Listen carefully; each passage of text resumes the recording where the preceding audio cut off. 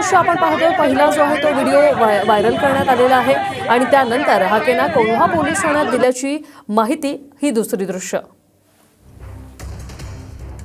सार्वजनिक ठिकाणी दारू पित होते, बिअरची बॉटल। आमचाच एक रिक्षावाला मराठा बांधव होता, तो तिथं बिअर, त्याला सांगितलं बिअर घेऊन ये, तो तिथं बिअर पित होता। त्यावेळेस त्यांनी, आम्ही तिथे सगळेजण गेलो, त्यावेळेस ते गाडीवर टू व्हीलरवरती निघाले होते, त्यांनी आम्हाला शिवीगाळ केली लक्ष्मण हाकेंनी, मराठा बांधव।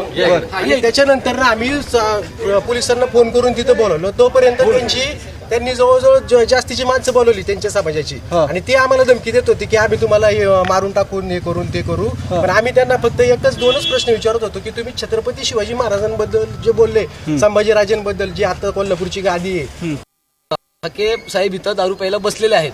तर मी त्या ठिकाणी आल्यानंतर हाके साहेब टू व्हीलरवरनं खाली येत होते। तर खाली आल्यानंतर त्यांना आम्ही 2 मिनिटं रिक्वेस्ट केली की साहेब तुमच्यासोबत बोलायचंय। तर ते गाडीवरनं उतरून शिव्या द्यायला लागले आम्हाला की तुमचा काय संबंध आम्हाला इथं बोलण्याचा। त्यानंतर आम्ही त्यांना म्हणलं तुम्ही असं बोलू नका। त्यानंतर त्यांनी काही त्यांच्या बांधवांना फोन केले, त्यांचे काही बांधव तिथं आले, अक्षरशः ते हातात काठ्या घेऊन आले। त्याचे व्हिडिओज आपल्याकडे आहेत, सगळी रेकॉर्डिंग आहे।